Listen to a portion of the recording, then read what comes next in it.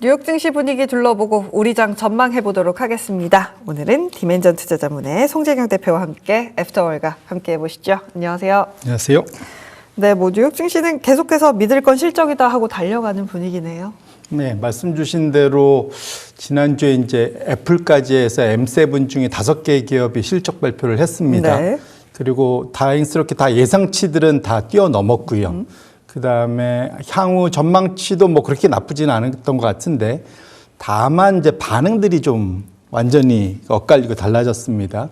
저도 이제 가만히 생각을 해보다 AI 투자를 할 때 돈을 쓸 거면 제대로 잘 쓰고 아니면 많이 쓰지 말던가 둘 중에 하나로 갈려라. 네. 예, 그게 무슨 말이냐면 이제 구글과 애플이 합격점을 받았는데 구글은 그러니까 돈을 잘 썼다고 표현한 거죠. 정말로 많이 쓰고 있고 올해도 거의 한 2천억 달러 쓰고 있는데 내년은 더 늘린다고까지 얘기를 했거든요. 하지만 워낙 지금 마진이나 그 매출 증가율이 워낙 관련돼서 좋다 보니까 거기에 이제 자체 칩도 돼 있고 그러니까 모든 분야에서 가장 밸런스 있는 AI 포트폴리오를 짜고 있다. 그래서 돈을 쓸 만하다.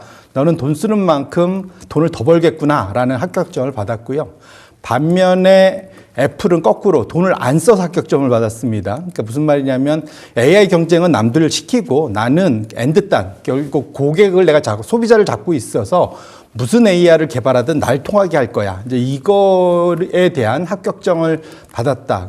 그래서 이제 두 회사가 실적 발표에 좋은 성과를 거뒀고 나머지들은 뭐 돈 쓰는 거는 뭐 그렇게 뭐 나쁘지 않은데 너 그걸로 돈 제대로 벌겠어? 그래서 최악은 메타였고 네. 아마존이나 심지어는 마이크로소프트도 사실은 좀 안 좋았고 아마존조차도 거기에 대해서 지금 드디어 그 프리캐시 플로우가 마이너스로 돌아가면서 분기 단위로는 이렇게 되면서는 확실히 좀 야, 너 이거 감당할 수 있겠어? 뭐 이거 결국은 그래서 돈을 쓰려면 제대로 쓰던가 아예 쓰지 말던가 이렇게 극단적으로 투자자들의 평가가 생각보다는 깐깐해지고 있는 것만은 분명하다. 이렇게 보셔야 될 것 같습니다.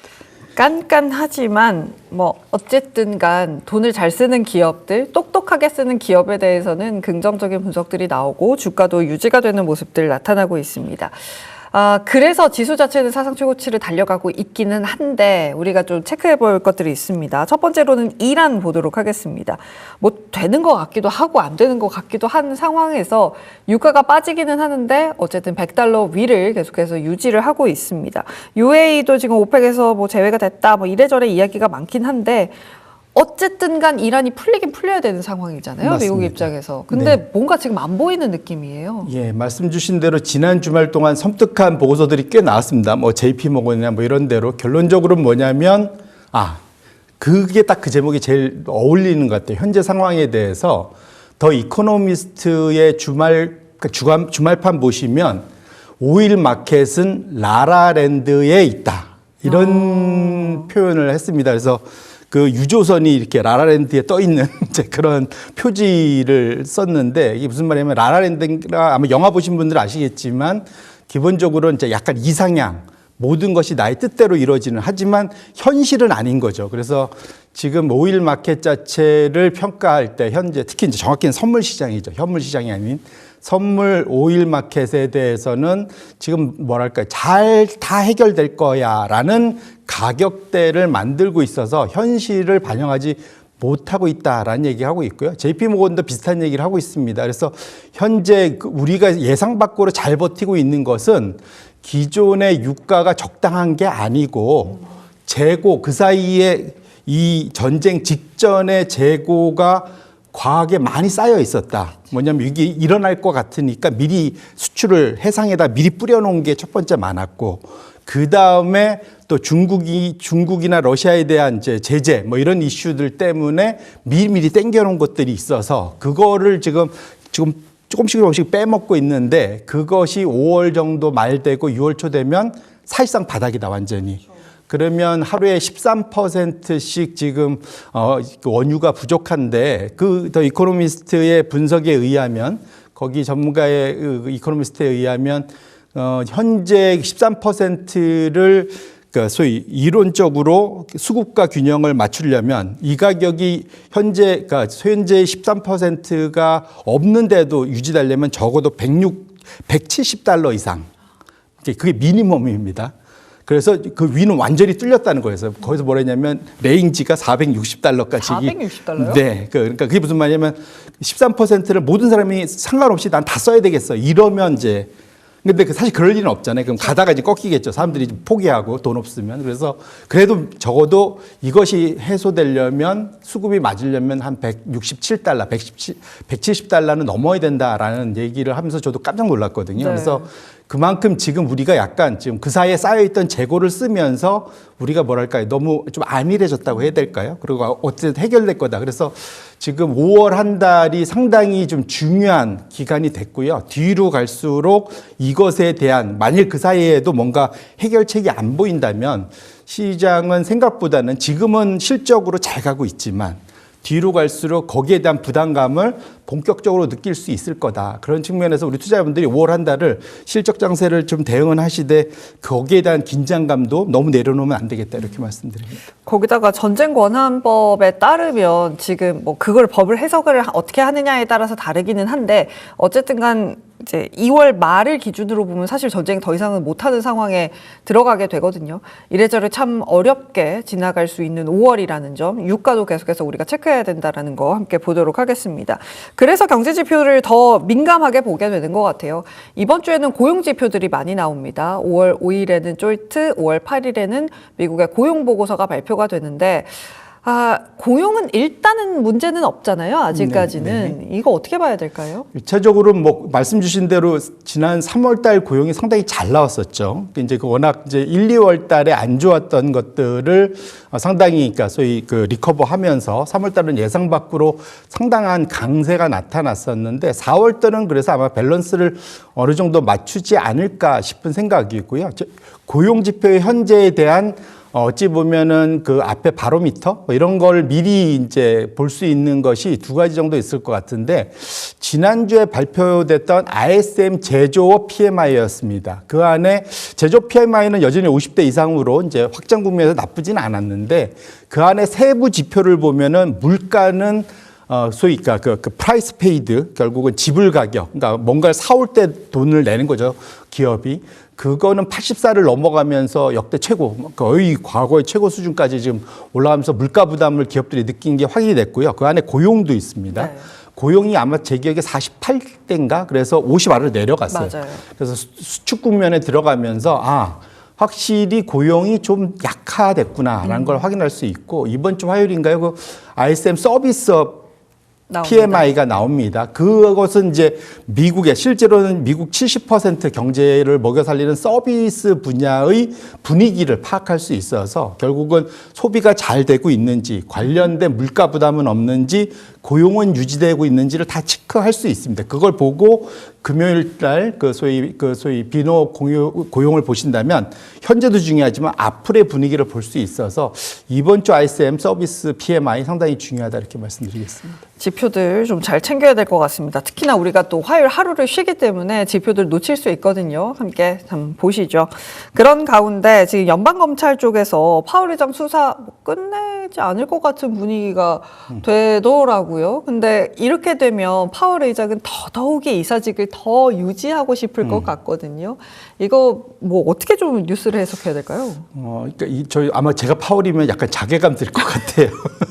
보통 이 정도면 전 세계 그 소위 경제 대통령이라고까지 불리는 연준 의장 자리인데 네. 그걸 8년이나 하고 사실은 명예롭게 퇴진을 할 수 있었어야 되는데 지금 막판에 이게 고소를 당하느냐 마느냐 먼저 이거 가지고 이게 좀 안타깝습니다. 그러니까 네. 미국이라는 나라의 약간 뭐랄까 명예 뭐 이런 것들이 많이 사라진 것 같아 갖고 좀 안타깝긴 한데 말씀 주신 대로 파월 입장에서는 의장이야 이제 물러나겠지만 그 안에서 이사로 남아 있어야 혹시 고소고발 당해도 대응할 수 있는 힘이 좀 더 남겠죠. 그쵸. 또 거꾸로도 그 자리를 비워야만 트럼프가 원하는 비둘기적인 친트럼프적인 인사를 넣을 수 있으니까 그 자리 자체가 상당한 소위 말하는 협상력을 만들 수 있습니다. 그래서 그렇게 놓고 보면 그러니까 아마 파월 입장에서는 이런 표였지만 이제 은퇴 생활을 즐기고 싶을 텐데 제가 듣기로도 아마 은퇴하면 책 쓰고 강연만 다녀도 그럼요. 어마어마한 사실은 그러니까 안 그래도 돈도 많지만 네. 그것만으로도 여생을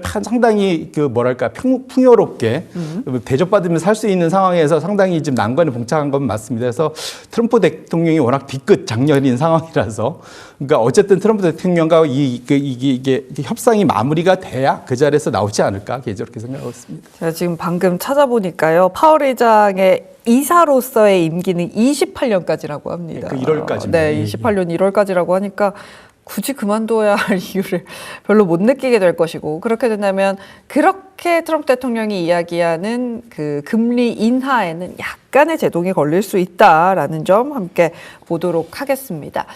어쨌든가 뭐 금리고 전쟁이고 뭐 지표고 모르겠고 일단 지난주 시장은 실적을 믿고 가는 장세가 된 것 같습니다. 그 안에서도 AI 중심으로 가는 모습들 명확하게 나타나고 있죠. 다우와 나스닥의 상승률의 차이를 보면 바로 보여지는데 단기적으로 변동성이 있을 수는 있지만 그래도 요즘 증권사 리포트 제목이 이거더라고요. 못 먹어도 고. 이걸 진짜 실제로 얘기하던데 뉴욕 증시 그렇게 봐도 됩니까? 이런 표현이지만 너무 뭐랄까요. 그러니까 지금 아까 말씀드린 이건 또 다른 라라랜드인 것 같습니다. 무슨 말이냐면 올해 지금 실적 예상치가 S&P 500이 계속 우상향 돼 갖고 지금 거의 19%까지 올라왔습니다. 그래서 이게 지난 10년 평균이 9%거든요. EPS 평균적으로. 25년으로 가면 한 6, 7%입니다. 적정한 게. 그래서 지금 19%는 역대급이거든요. 사실은 이 정도 수준. 물론 이거보다 실제로는 더 나올 수도 있습니다. 그렇죠. 그런데 과거 경상 이렇게 두 자릿수가 거의 높은 두 자릿수 이상으로 나왔던 경우는 뭐냐면 그 전에가 뭔가 문제가 있을 때예요. 네. 그래서 이제 V자로 이렇게 올라오면서 이제 기저효과 때문에 일단은 먹고 들어가는 이런 게 있는데 지금은 그런 거 없이도 지금 상당한 그 19%라는 높은 이익 증가율을 애널리스트들이 이 전쟁 통해도 지금 1, 4분기 실적 보고 계속 올린다. 여기에 대한 고민들이 상당히 좀 일부 이제 소위 이제 꼰대들이라고 해야 될까요? 오래 본 사람들은 이제 걱정들을 하고 있다. 그래서 과거에 이게 소위 말하는 이제 오버 에스티메이트, 언더 딜리버리, 이제 소위 과다하게 예측하고 실제로는 그거를 달성하지 못했던 경험들에 대한 얘기가 있습니다. 이제 이게 하필이면 이제 지금 유가 상황하고 좀 맞물려서 지금 이게 같이 지금 있는 상황이기 때문에 물가 부담, 소비에 대한 둔화 우려 이런 것이 있기 때문에 우리 투자자분들 당연히 19% 나오면 좋죠. 네. 그런데 이게 안 될 가능성에 대해서도 상황을 열어두면서 시장을 봐야지 애널리스트들이 못 먹어두고 하고 질렀다고 무조건 따라가다가는 오히려 투자자들이 낭패 볼 수가 있어서 그것들은 항상 경계심을 갖고 볼 필요가 있겠다 이렇게 말씀드립니다. 그리고 제가 생각을 해보니까 어쨌든 간 아무리 S&P 500의 그 터미널 포인트, 그러니까 올해 말 기준치, 목표치를 뭐 7,500, 7,400 잡는다고 해도 지금부터의 상승이 그렇게 많이 남지는 않았거든요. 그런 부분들 우리가 좀 체크를 해봐야 될 것 같고 한 가지만 여기서 추가적으로 여쭤보고 싶은 게 그겁니다.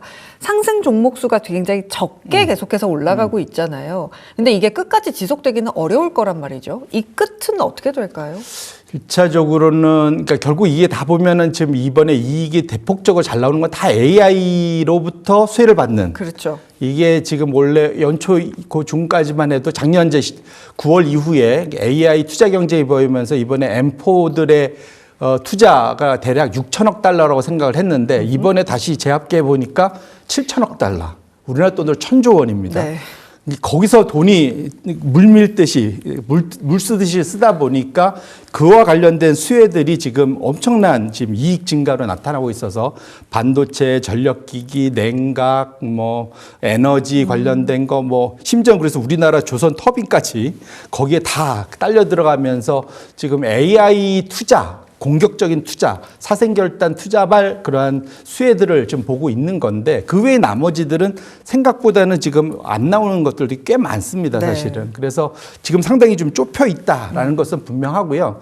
다만 이제 여기서 제가 희망을 보자는 것은 제가 말씀드린 사생결단이라고 그러니까 지금 이게 올해로 끝나는 게 아니라 내년까지도 이건 확실하게 그때 그랬거든요. 뭐라 하냐면 구글의 레리 페이지인가 소위 소위 창업자가 한 명. 그 얘기 했었습니다.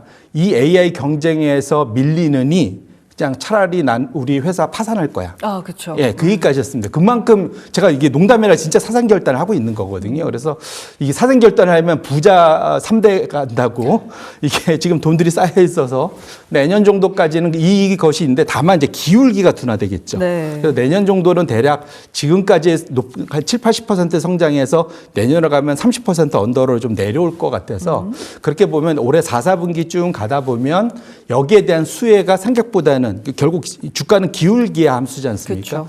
기울기가 둔화되는 것에 감안하면서 우리 투자자들이 고기의 수혜를 즐길 필요가 있겠다 이렇게 말씀드립니다. 좀 체크할 것들이 점점 더 많아지고 종목 선별에 그 눈을 더 날카롭게 가져가야 하는 때가 되지 않았나라는 생각이 듭니다. 그런 와중에 애플은 역시나 애플이었습니다. 진짜 그 느낌이더라고요. 못해도 전교 3등은 항상 하는 친구가 바로 애플이지 않나 싶은데 전반적인 실적 좋았고 중화권 실적 좋았고 근데 제가 걸리는 건 그거더라고요. 아이폰 판매가 병목 현상 때문에 많이 못 팔았다. 그리고 메모리로 인해서 마진이 좀 줄어들 수 있다. 이런 얘기 나오더라고요. 애플 실적 전반적으로 어떻게 보셨어요? 구체적으로 말씀 주신 대로 이제 그 소위 회사의 절반 이상이 아이폰에서 다 나오는 건데, 그쵸. 근데 경이 그러니까 아이폰의 그러니까 소위 판매 증가율은 상당히 중요합니다. 근데 사실은 증가율 자체는 이전부터 이제 로우 싱글 디짓, 뭐 거의 중간 뭐 이 정도까지 내려와 있기 때문에 시장에 큰 기대는 없었을 것 같아요. 근데 다만 그러니까 이런 것 같습니다. 지금은 오히려 아이폰에 집중하기보다는 이거는 뭐 나가만 주면 땡큐. 그 다음에 오히려 이 시장에서 아마 잘하면 그 애플이 소위 점유율을 넓힐 수도 있겠는가? 그 이유가 뭐냐면 중국의 그 업체들이 상당히 저가형 만드는 회사들이 어려움을 겪고 있어요. 지금 이게 비슷한 건데 이게 뭔가 그 비용이 올라가면 저가 경쟁하는 애들이 다 죽습니다. 그쵸. 미국의 스피릿이라고 지금 저가 항공사 드디어 파산 신청했잖아요. 똑같은 이치라고 보시면 좋을 것 같고 여전히 이제 애플은 이번에 아마 삼성전자가 반도체 경쟁할 때 그 경쟁사 죽이듯이 지금 애플이 아마 이번에 그렇게 할 가능성이 높다 봐야 될 것 같고 그렇다고 무기가 없느냐. 네. 맥미니 같은 이번에 에이전틱 AI의 또 최대 수혜 그 라인업을 또 본인이 의도치 않게 갖게 됐어요. 맞아요. 그런 측면에서 그와 관련된 또 엄청난 또 질문들이 쏟아졌고 그와 관련돼서 지금 엄청나게 지금 뒤로 주문이 밀려 있다라는 얘기들을 해주고 있는 측면에서 놓고 보면 이번에 상대적으로 CEO가 교체되는 상당한 그 변혁기임에도 불구하고 애플에 대해서 상대적으로 시장이 후한 평가를 내린 것이 거꾸로 메타를 작살낸 주가를 그거의 반대편에서 야, 돈 쓸 거면 메타까지 쓸 거면 쓰지 말고 좀 너처럼 좀 깐깐하게 잘 써봐. 네. 오히려 그러니까 기다림의 미덕, 그러니까 이런 것에 대한 평가를 시장이 후하게 해주고 있다 이렇게 봐야 될 것 같습니다. 그리고 그동안 다른 뭐 아마존이라든지 구글이 날아갈 때 혼자 좀 쉬었던 종목이다 보니까 평가가 좀 더 후하게 나가고 있는 애플이지 않나라는 생각도 듭니다. 그 후한 평가를 엔비디아도 받을 수 있을까요? 엔비디아가 사실은 이제 시초 5조 달러 왔고 200달러 위까지는 와 있는 상황입니다.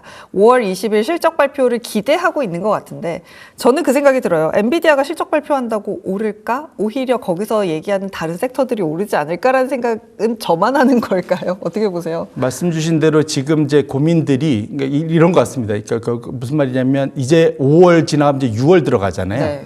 스페이스X IPO를 앞두고 있습니다. 얼마 안 남았군요, 진짜. 예. 그리고 그 뒤로 오픈AI, 뭐 엔트로피, 그러니까 스페이스X가 아마 상대적으로 열 텐데 이번에 나스닥도 그렇고 S&P 500도 그렇고 거의 지수의 그 소위 나스닥 100이나 S&P 500에 들어가는 편입할 수 있는 소위 기준을 상당히 낮춰주고 있습니다. 그쵸. 그래서 한 2, 3주 만에 바로 들어올 수 있게끔.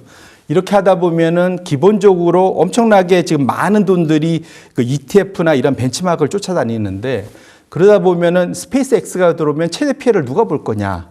그 안에서 놓고 봐도 수급만 놓고 봐도 상당히 지금 상위, 그러니까 엔비디아가 들어가면서 그 아래도 문제지만 위도 문제입니다. 사실은 위가 상당히 그 위에 당연히 엔비디아도 있고 위에 주요 소위 M7들이 다 있을 거란 말이죠. 그쵸. 그러다 보니까 이들이 상대적으로 수급상의 큰 피해를 보지 않을까라는 것, 이것 자체가 실적도 실적이지만 그러니까 재료에 앞서 수급이 우선한다라는 또 증시 격언이 있지 않습니까?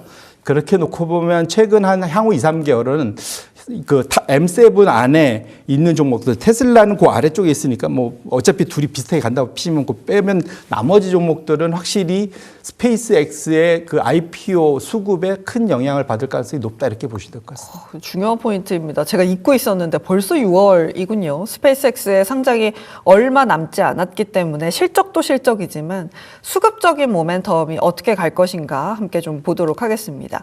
하드웨어 쪽 쭉 살펴봤고요. 지난 금요일장의 특징이라고 한다면 소프트웨어의 반등이었거든요. 아틀라시안이 AI를 이용해서 실적이 좋았네. AI가 사스를 실적을 줄이는 게 아니라 오히려 키울 수도 있겠네 하면서 올라가긴 했습니다. 근데 이거 유의미하게 봐야 될까요? 어떻게 보세요? 말씀 주신 대로 소프트웨어 업체들이 워낙 지금 눌려 있는 상태라서 그 안에서 이제 이런 것 같아요. 이제 아까 말한 대로 AI를 활용해서 뭔가를 할 수 있어, 네가 잘. 그러면 내가 점수 줄게. 뭐 이제 이걸 것 같아요. 대신에 너 AI 때문에 밥그릇 뺏길 것 같아. 그러면 너는 안 돼. 이제 사실은 그렇게. 그래서 노블록스 같은 데는 오히려 박살이 났고. 네. 그러니까 소프트웨어 업체 안에서도 이제 이게 상당히 호불호를 상당히 깐깐하게 이제 가르는 국면이 왔기 때문에 이제 이전처럼 이제 소프트웨어라고 주가가 다 빠졌으니까 바닥이니까 밸류에이션 싸졌으니까 사야 된다. 이거는 저 만만치 않을 것 같다. 그러면 여기서 이제 투자 결과는 IGV ETF 투자는 생각보다 재미없을 수가 있게 되겠죠.